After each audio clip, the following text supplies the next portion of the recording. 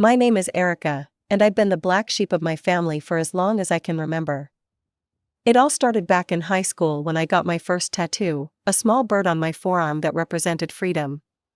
My parents completely lost it.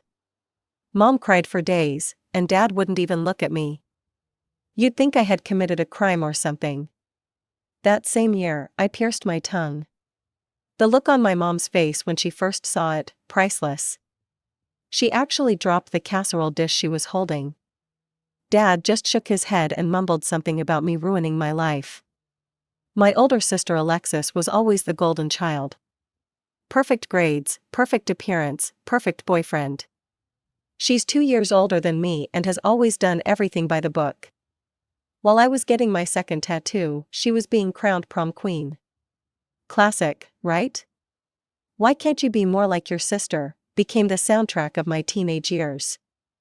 The comparison was constant, and honestly, exhausting. By the time I turned 18, things came to a head.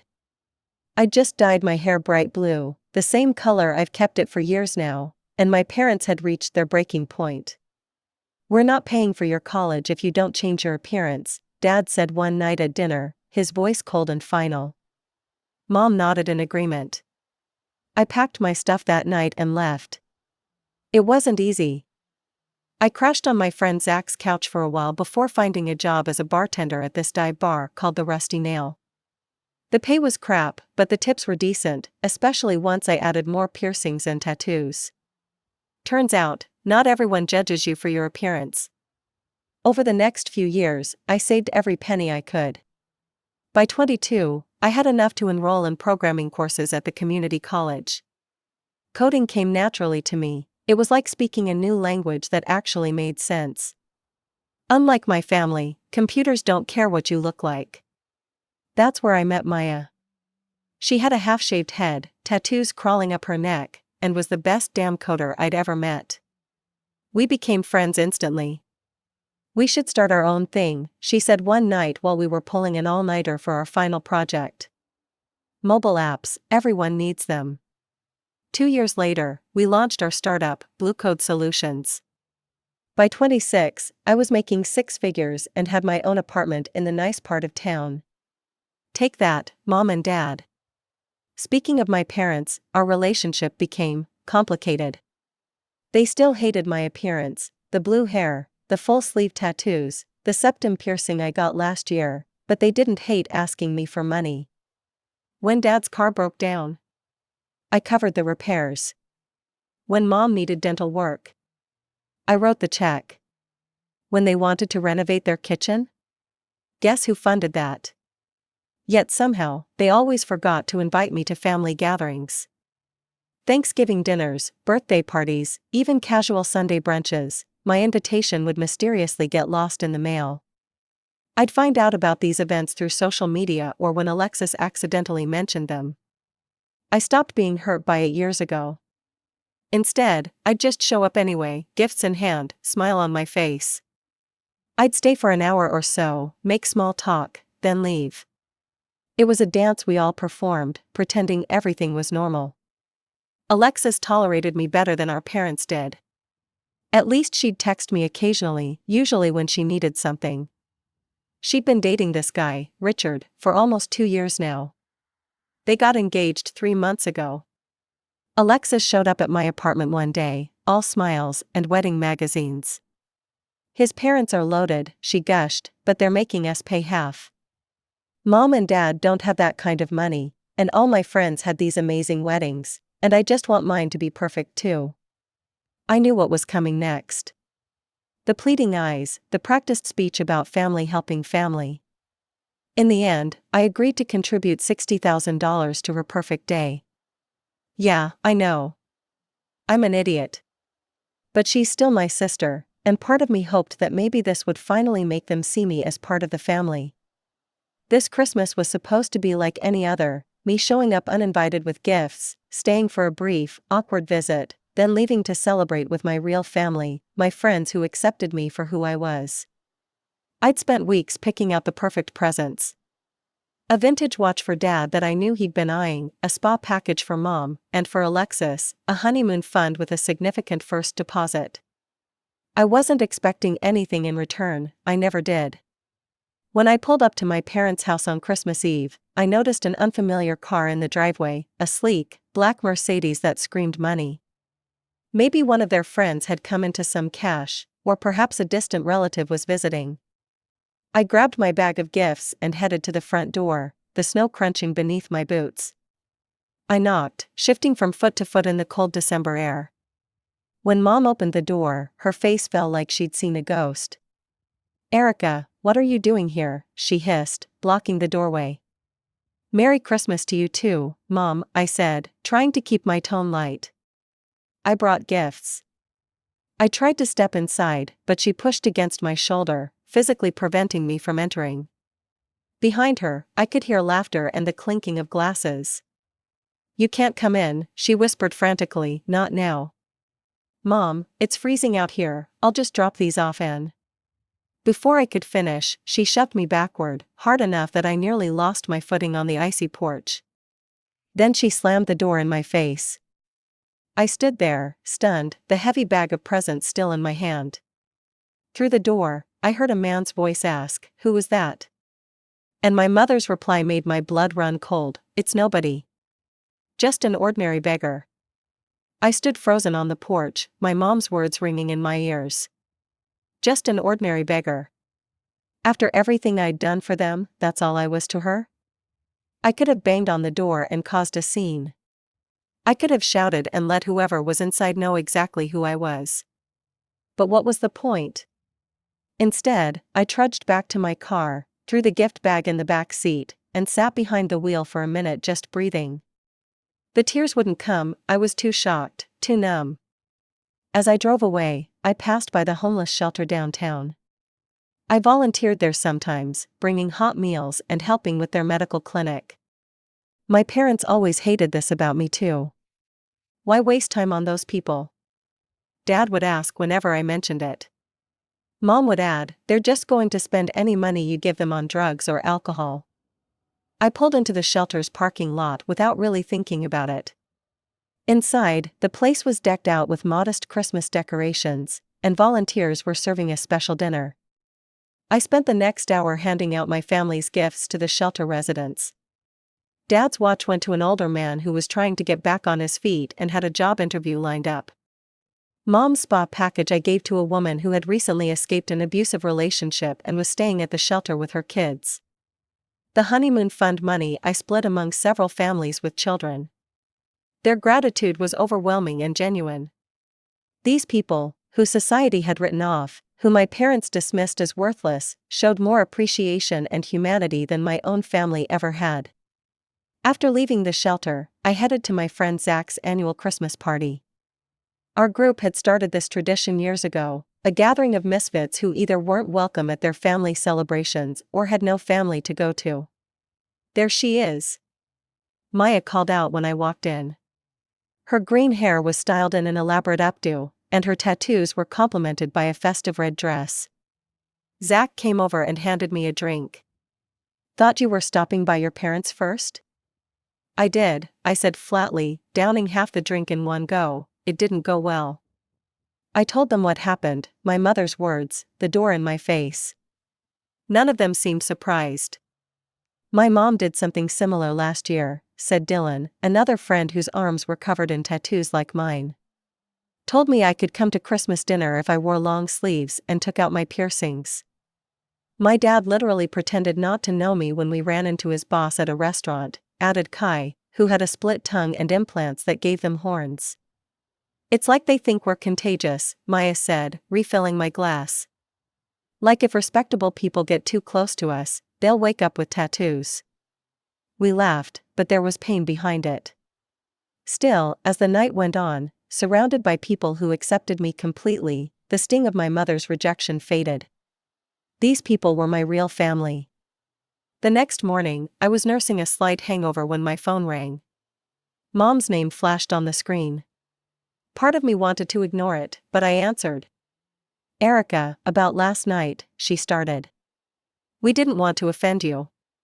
But you have to see it from our perspective." I laughed bitterly. "What perspective is that?" "Those were Richard's parents, Alexis's future in-laws. They're very conservative people, traditional. They're the kind of people who would judge our whole family if they saw you. Your hair, those tattoos, you would have made everyone uncomfortable. So you're ashamed of me, I said flatly. It wasn't a question. It's not like that. We just didn't want to complicate things.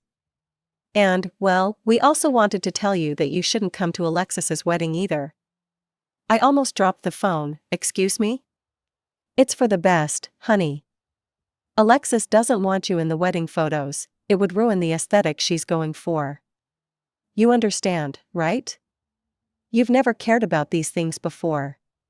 My mind raced back to all the times I'd been excluded, all the events I'd found out about after the fact. All the times I'd shown up anyway, trying to be part of a family that was actively trying to erase me. I understand perfectly, I said, and hung up. I sat in silence for a long time, letting the reality sink in. My own parents were ashamed of me. My sister was embarrassed by me. Yet they had no problem taking my money, the money I earned with the brain behind the appearance they despised. That's when I remembered, I was paying for Alexis's wedding. $60,000 for a celebration I wasn't even welcome to attend. I also realized something else. In the 2 years Alexis had been with Richard, I'd never met him. Every time there was an opportunity, he was conveniently absent. I thought back to all the excuses: he was sick, he was working late, he was visiting family. Now I understood, Alexis had been hiding me from him, just like my parents were hiding me from his family. It was bad enough being treated like a dirty secret. But being used for my money while being denied a place at the table? That was too much. I grabbed my laptop and logged into the joint account I'd set up for wedding expenses. Alexis had already spent $15,000 on deposits for venues, caterers, and other services. With a few clicks, I froze the account and canceled the scheduled payments. For 2 weeks, there was silence. I guess they hadn't tried to make any payments yet. Then one day, my phone exploded with notifications, calls and texts from my parents and Alexis. "Fix this now," read a text from my dad. "Your sister's wedding is falling apart because of you." "I can't pick up my dress," Alexis wrote. "The account is blocked and they won't release it." I deleted the messages without responding. A few hours later, there was a loud knock at my door. I was in the middle of coding, headphones on, lost in my work. At first, I thought it might be a package delivery, but the knocking continued, growing more insistent. I checked the security camera feed on my phone and froze. There they were, Mom, Dad, and Alexis, standing outside my apartment door. Alexis looked like she'd been crying, her makeup smeared. Mom had that pinched expression she always wore when she was angry but trying to hide it in public. Dad just looked tired. I took a deep breath and walked to the door but didn't open it. "Who's there?" I asked, loud enough for them to hear. There was a pause. "It's us, me and Mom and Dad," Alexis replied, her voice cracking. I couldn't help it, I laughed. It wasn't a happy laugh. "Oh, I thought it was the beggars coming to beg." The silence that followed was deafening. I could almost picture their faces, the shock and realization dawning on them. Alexis recovered first. "So this is revenge? You're trying to ruin my life because Mom said something stupid?" "I understand now," I said through the door. "Mom didn't want to show me to Richard's parents because I'm an embarrassment. You don't want me at your wedding because I'll ruin your photos. But my money? That's perfectly acceptable, isn't it?" "Honey, please," Mom's voice now. "It was just a Christmas joke. You've never minded these things before. We didn't think you'd take it so personally." "Well, I guess it's my turn to joke," I replied coldly. "Open this door right now." Alexis was shouting now, her voice breaking. "We need to talk about this. You can't just ruin everything I've worked for." "You mean everything I've paid for?" I corrected her. "Funny how you weren't too embarrassed by me to ask for $60,000. "Erica, please," Dad tried now. "Your sister is very upset." "I don't care," I said, and I meant it.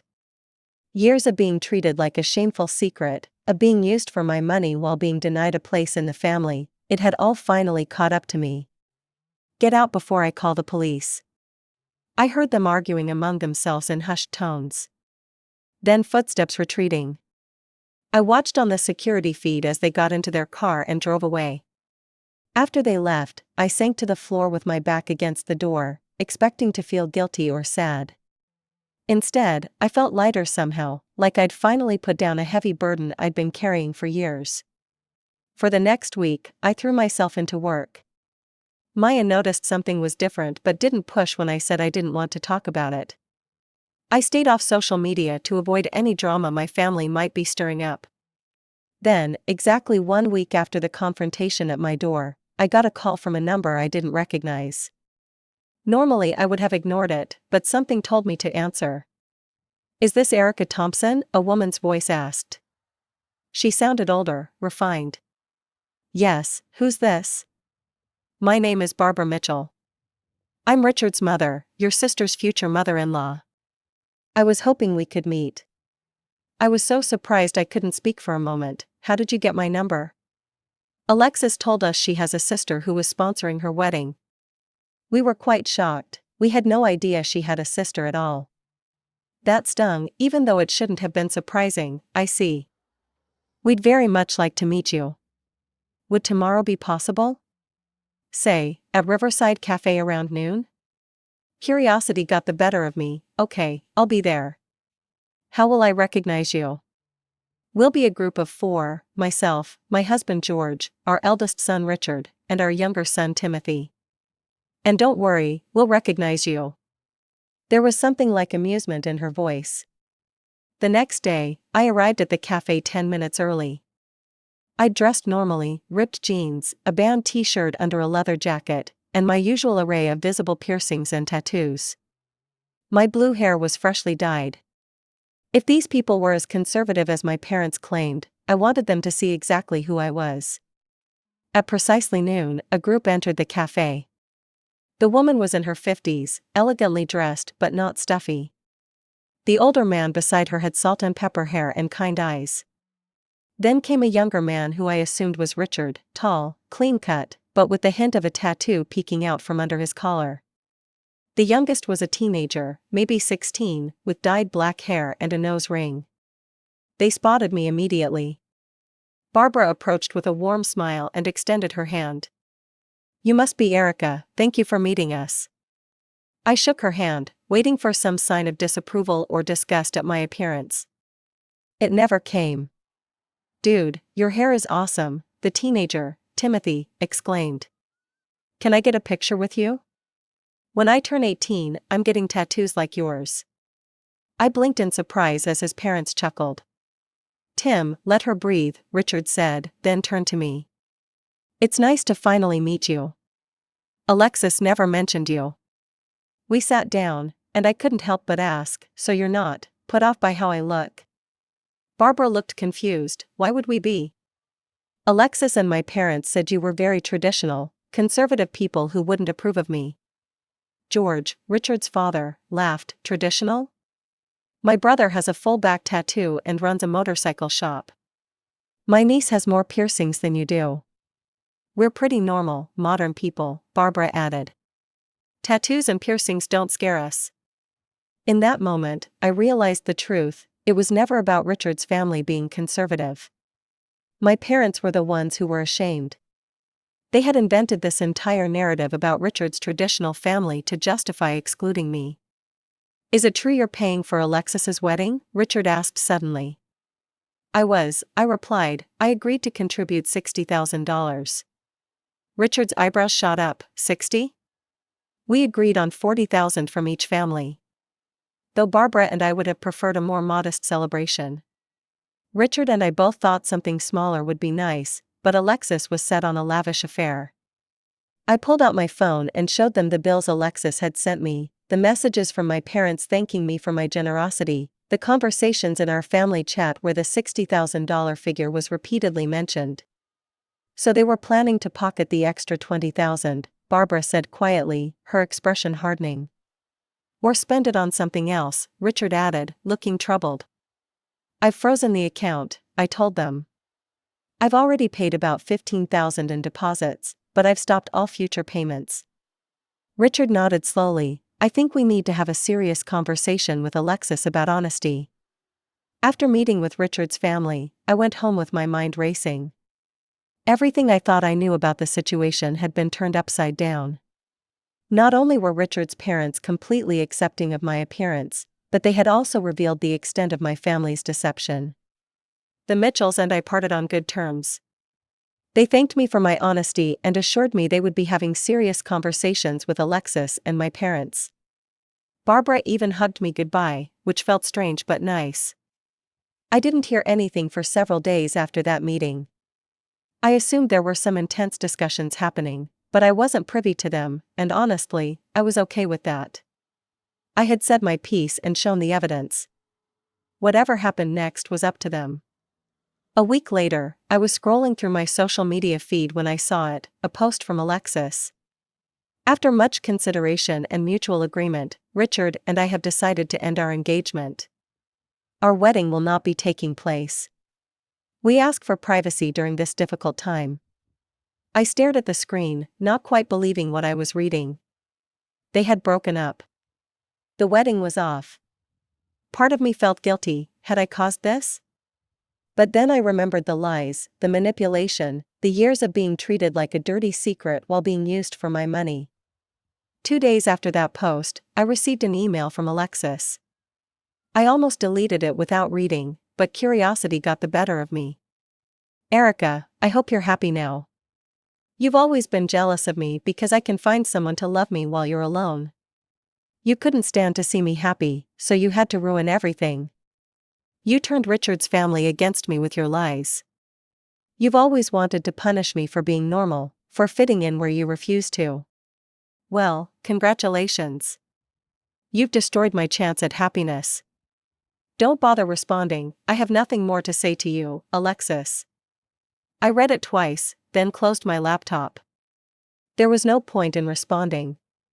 Alexis had crafted a narrative where she was the victim and I was the villain. Nothing I could say would change that. The truth was, I hadn't set out to end her engagement. I had simply stopped allowing myself to be used and excluded. If her relationship couldn't survive honesty, that wasn't my fault. In the months that followed, I threw myself into work. Blue Code Solutions was thriving, we'd landed several major clients and were looking to expand. Maya and I were considering hiring more developers. I also increased my volunteer work at the homeless shelter. We started a program to teach basic computer skills to residents, hoping to improve their job prospects. Seeing their progress, their growing confidence, it filled a void in me that family had never been able to. My friends noticed the change in me. Zach commented on it one night as we were having drinks after work. "You seem lighter," he said, "like you're not carrying the weight of the world anymore." "I guess I'm not," I replied. I finally stopped trying to be part of a family that never wanted me. I sometimes wonder what my parents and Alexis are doing now. I haven't heard from any of them since that email. Occasionally, I'll see a mutual acquaintance who might mention them in passing, but I never ask for details, and they seem to sense that I don't want to know. Surprisingly, I've stayed in touch with Timothy, Richard's younger brother. He sends me pictures of his first tattoo, a small geometric design on his shoulder that he got on his 18th birthday. His parents were apparently supportive, just as they said they would be. As for me, I'm still the same person I've always been. My hair is still blue, my body still adorned with the art I chose for it. I still wear ripped jeans and band t-shirts, still listen to music that makes my neighbors complain. I'm still not what my parents would consider normal or acceptable. The difference is that I no longer care about their approval.